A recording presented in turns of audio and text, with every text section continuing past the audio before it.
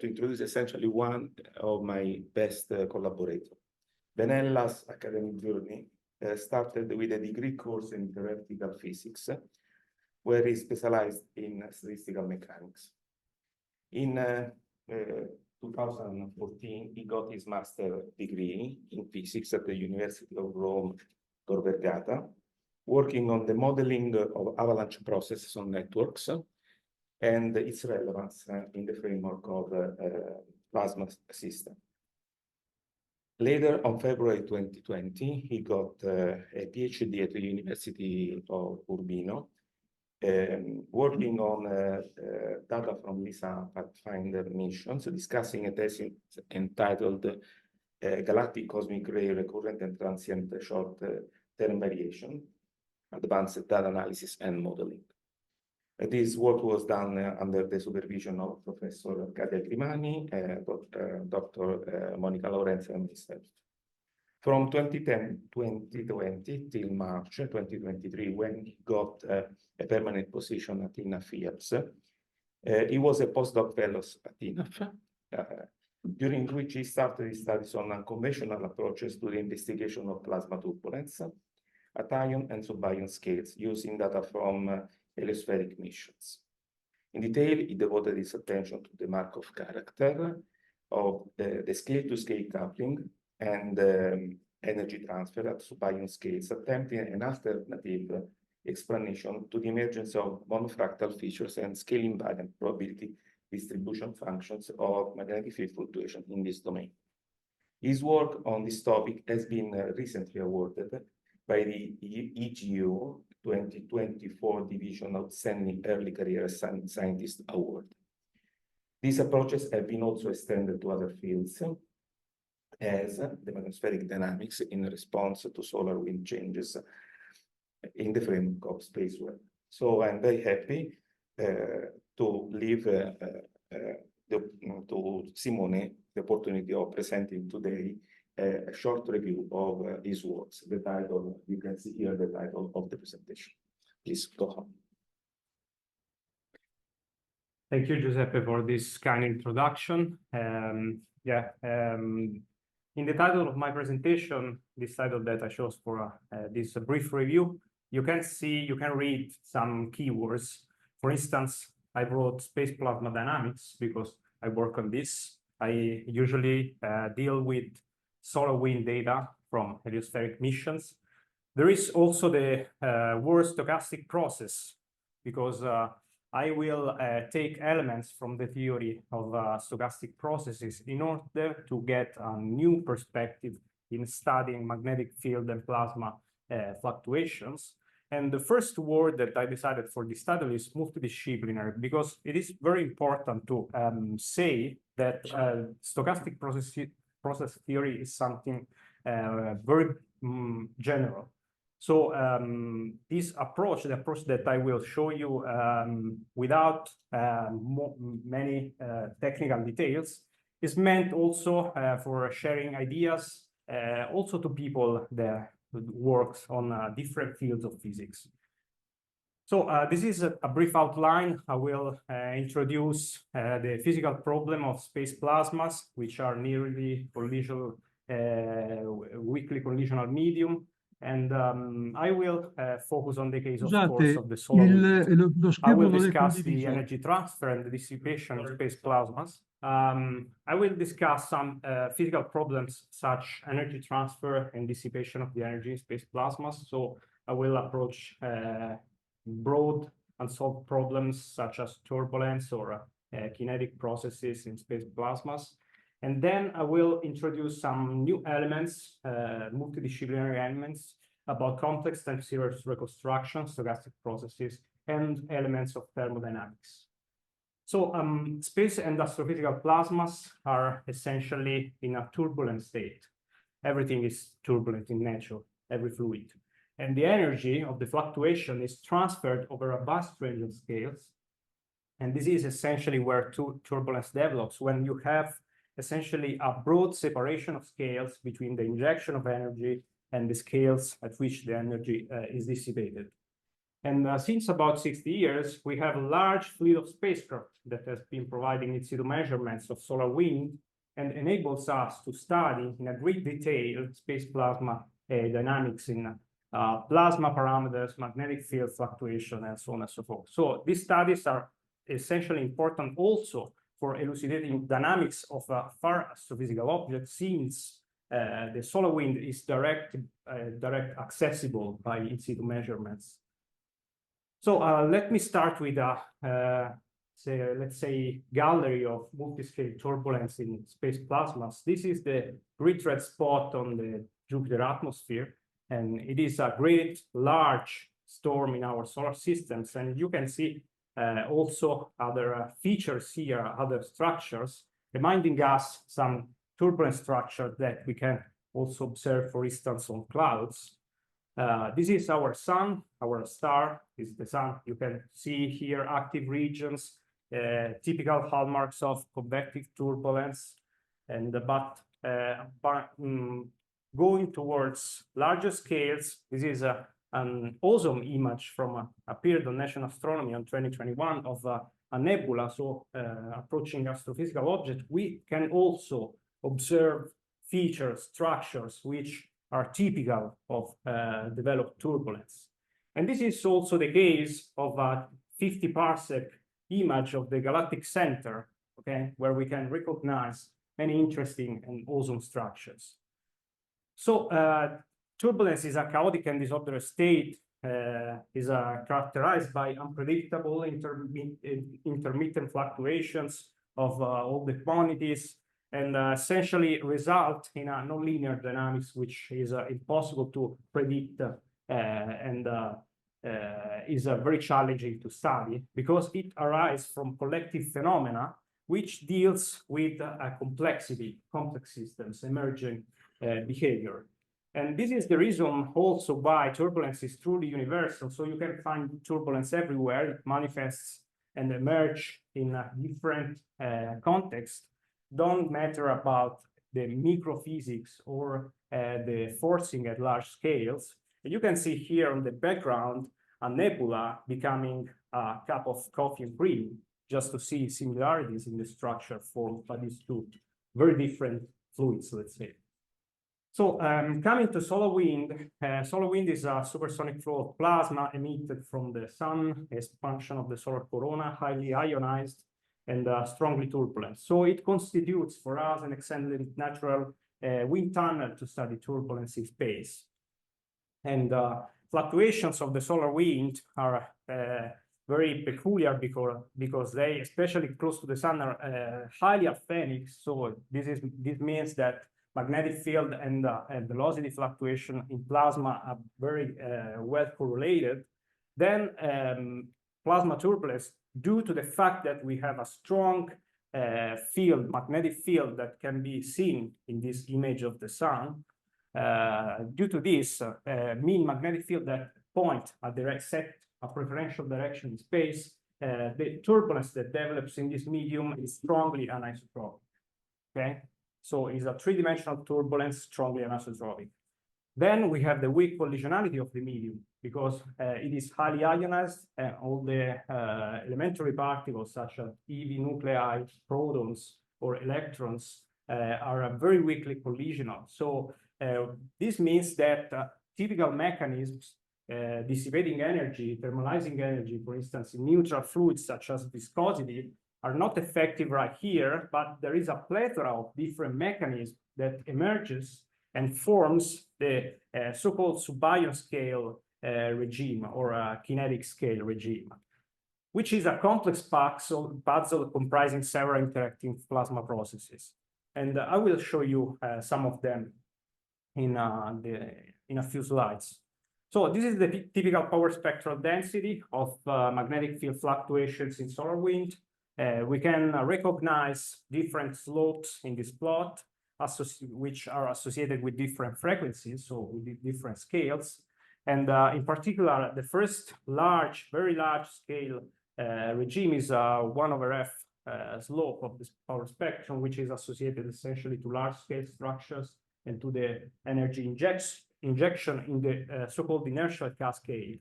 which is the part with a slope close to 1.7. So it is close to the typical prediction of turbulence by phenomenology or phenomenological theories. And then we have we approach at small scales the ion frequency, so typical scales of ion inertial length. So we are in presence of the inertia of ions, okay? So we are at small scales, and we are experiencing a separation of scales between ions and electrons in ionized gas.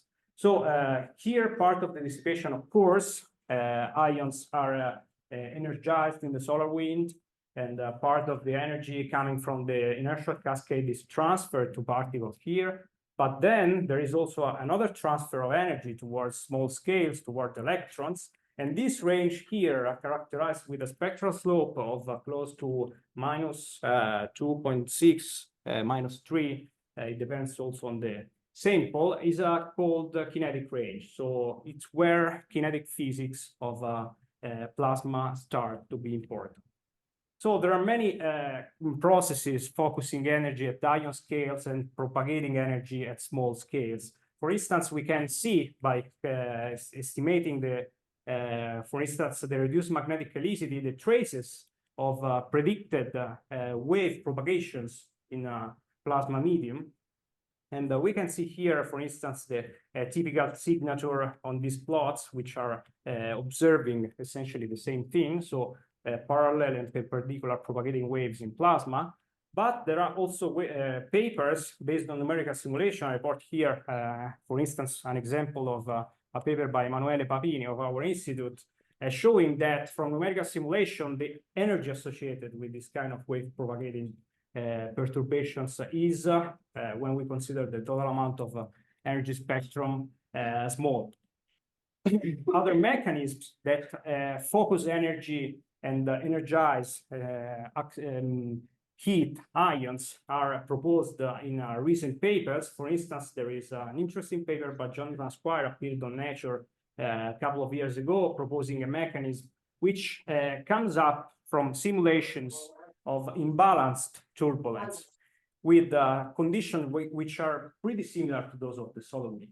And this mechanism is able, essentially called helicity barrier, is able to accumulate energy at scales which are comparable to the ion gyro radius. Another mechanism is, for instance, the stochastic heating, which distort the gyro motion of particles, so heating particles in a very anisotropic way. And then, in order to transfer the energy at small scale, we recently pointed out that small-scale magnetic reconnection is also very effective.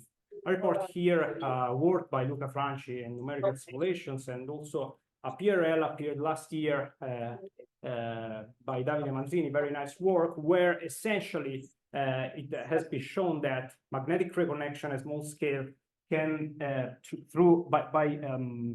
by releasing energy stored in the magnetic configuration, is an effective mechanism to generate for instance, power spectral density comparable with observations, okay?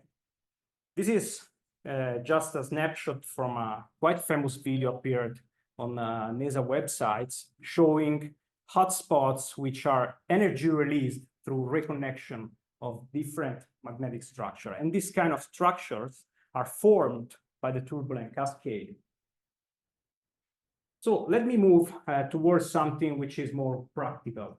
So we saw a gallery, let's say, of physical processes, maybe mostly based on simulations. But when we deal with real measurements, so spacecraft measurements, what we can do is essentially to make statistical measurements, okay? And starting from the MHD, ideal and incompressible equation, we know that this equation, from a long time, we know that these equations are invariant under scaling transformation. So this is the reason why we are kind of obsessed in looking for power laws everywhere, okay? So this is the scaling transformation. You can take, for instance, this R, which is a length, and a scaling factor lambda, which is a positive definite real number, is kind of stretching Then you have the velocity field and the magnetic field that changes according to lambda to 1 power of a power of lambda with exponent h, where h is called the scaling exponent. So by doing this, by assuming, for instance, that this h could be 1/3 or 1/4, it corresponds to fluids or plasmas from theories, phenomenologies of incompressive, homogeneous and isotropic turbulence.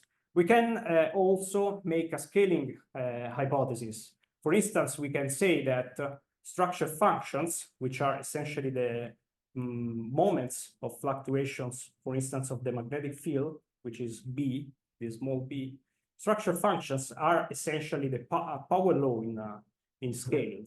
And if you make a linear assumption of the assumption of linear scaling, you can say that the exponent of the order q is essentially proportional to q by a scaling exponent h, which could be 1/3 or 1/4. It depends on the phenomenology. So this can be verified or not verified in data, and usually the linear the scaling is not observed in real data. For instance, you can see here on the bottom left part of the plot, the representation of this zeta as a function of q.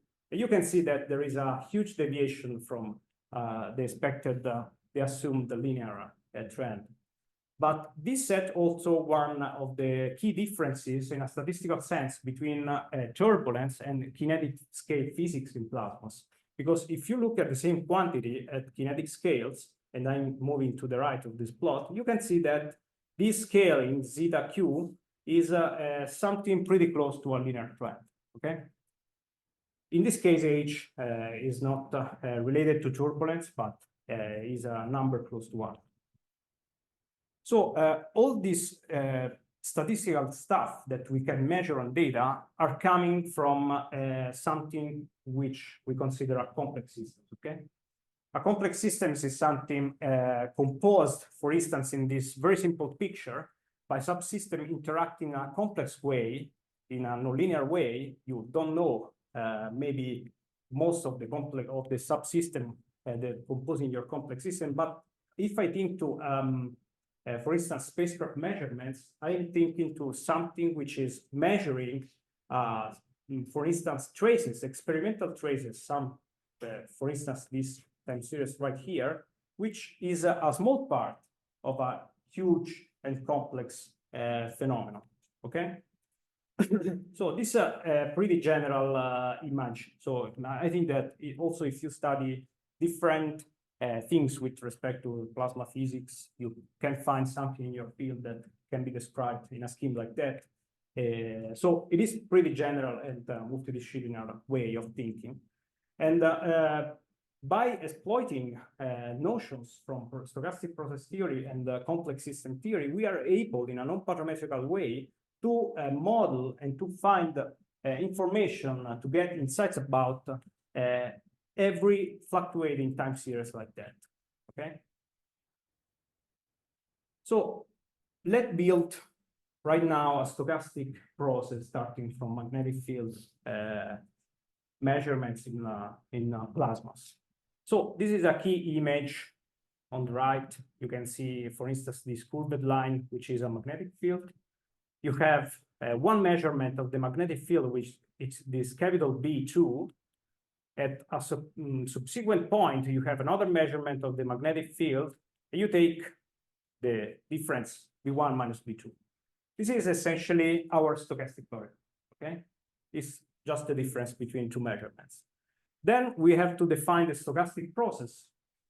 So by introducing this distance R between B1 and B2, we want to know how B, in which way B varies when we vary the distance R, okay? So this defines a stochastic process. And in space plasmas, we usually resort to the Taylor's hypothesis in order to transform time in space by just by multiplying the velocity of the solar wind for the time separation. This is due to the fact that we deal especially when we consider single spacecraft with time series instead of space. We don't have space through space measurements of different quantities. So this defines a kind of a zoom in or zoom out procedure through structures of turbulence or through structures of kinetic scale physics.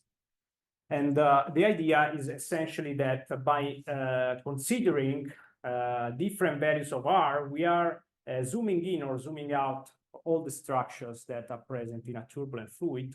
And on the right, you can see an example of observations by Parker Solar Probe, which is a space mission very close to the sun. And these are data from the first perihelion of Parker.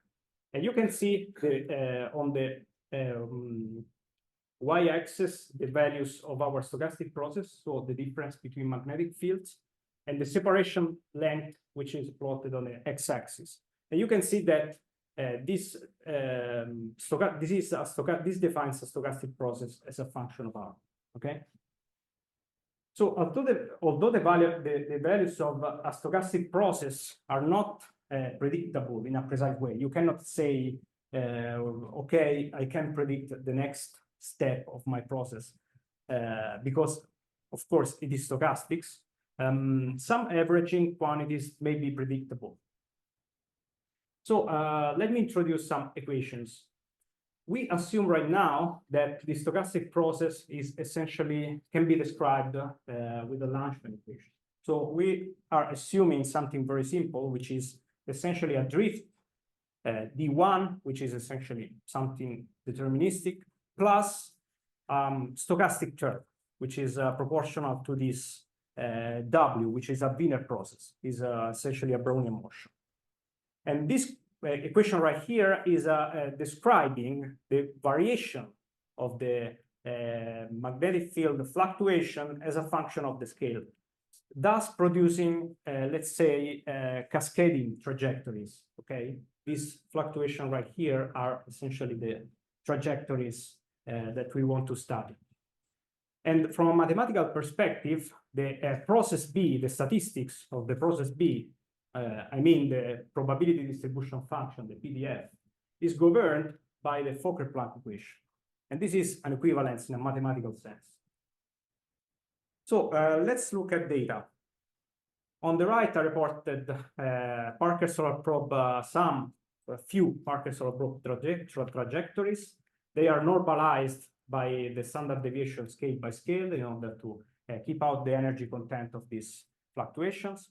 And we can see that our small b is fluctuating at large scales and tends toward a flat trend when we go at small scales. This vertical line in the plot is marks the ion inertial length, so the starting point of the kinetic regime in plasma turbulence. So this is essentially suggesting us that we are in presence of a global scaling variance in these scales. So this means that if we think about the exponent, the scaling exponent H that I introduced a few slides ago, we are in presence of something which is going as a power law in H with unique values of H. And this is also confirmed by looking at the statistics of this exponent. By calculating this exponent scale by scale, we can see that the statistics is close to a precise value when we go towards small scale. So this suggests us, in our perspective of drift and diffusion, the diffusion is something which is dumped at small scale. So this suggests us to take the non-diffusive approximation of the Langevin equation. So what happened if we do this, let's say, dramatic approximation? So we have only the drift term that survives, and the drift term can be assumed to be linear in B, and it is an empirical evidence. By using the Fokker-Planck equation and the equation for the structure functions, we can write down a precise prediction for the scaling law. And in the non-diffusive approximation, the scaling law is linear, is Q multiplied by this H0, which is a constant. And mu, which is this exponent right here, must be -1 in order to get a constant scaling exponent. This can be verified in data. So mu is close to -1, H0 is 0.87 on different data samples. And this is a comparison between the linear trend that we obtained, and it was reported by these lines, and some markers which are experimentally evaluated slopes of structure functions. So it is working pretty well, this non-diffusive approximation, making good prediction in a statistical sense, but also in the terms of individual trajectories. Because if we consider the single trajectory, the single b, small b, and we neglect this shaded diffusion term, we obtain a simple damping equation. So we can solve it. And we find power laws, which are reported in this plot by these dotted lines. And you can see that going towards small scales, real-world fluctuations observed on particle probe cluster and numerical simulations are essentially tending to this this power law damping. Okay, so it is kind of zero order approximation, but it is pretty good in catching this trend at small scales. So next question is, what about the scale evolution of the statistics, so of the PDF? The non-diffusive limit can be easily achieved in the Langevin equation because we just neglect diffusion, but in a Fokker-Planck equation, we cannot neglect diffusion in this way. Okay, it is mathematical sense, it is more difficult. So we can use the global scaling observed in the kinetic range in order to make assumptions and to get new information about the scale evolution of the statistics. And in particular, we notice that global scaling means that the PDFs are not changing in shape from one scale to another. This can be easily seen from this picture. So in the left, you can see a typical evolution of the statistics for a turbulent medium, okay, in the inertial range. So you have a large scale, the injection, which is something close to Gaussian distribution function, which is developing by going towards smaller scales, heavy tails, okay? So the shape of the PDF is changing from one scale to another. At kinetic scales, what we see is essentially that the PDF is changing, but not the shape, just the width of the PDF is changing. So this suggests us that if we rescale by one parameter, which is the sigma, our PDF in this way, by introducing the simple scaling relation, we can collapse all the curves on a master curve. So in terms of Fokker-Planck equation, this means essentially to solve the stationary Fokker-Planck equation, which is a strong assumption allowing us to find an analytic solution for the problem. And by assuming some linear and quadratic, which are empirical evidence, quadratic terms for drift and diffusion in the Fokker-Planck equation, we are able to estimate the stationary solution of the Fokker-Planck equation, which surprisingly is a generalized kappa distribution.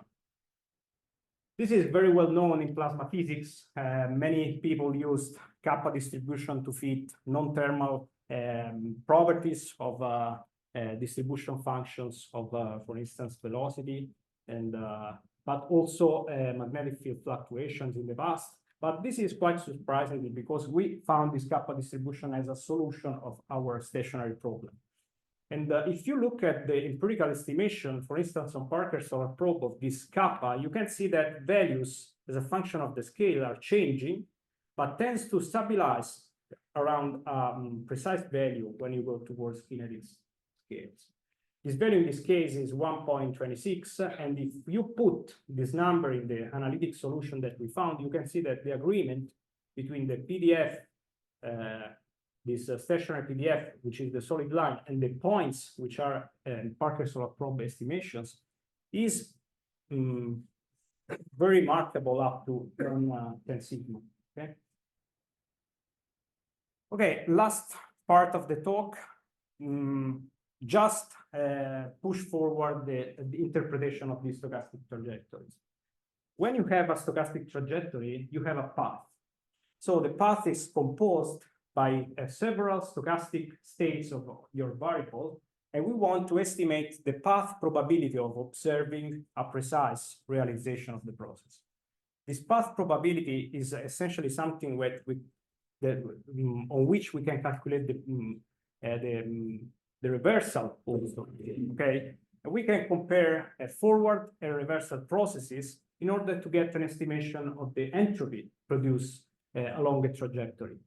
This is kind of, this approach is called stochastic thermodynamics and allows us to introduce this delta S, which is a production or reduction of entropy along a given trajectory, a given realization of a stochastic process, just by looking at the path probability of the probability of the realization. In an equilibrium system, we expect that essentially in average, this probability are equal because of the reversibility of the process.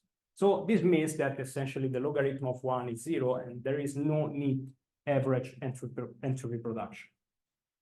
But it is interesting to notice that with this simple definition, which has been introduced also in a formal way, for instance, I report here this PRL by Udo Seifert, is essentially the ratio between the direct process and the inverse process.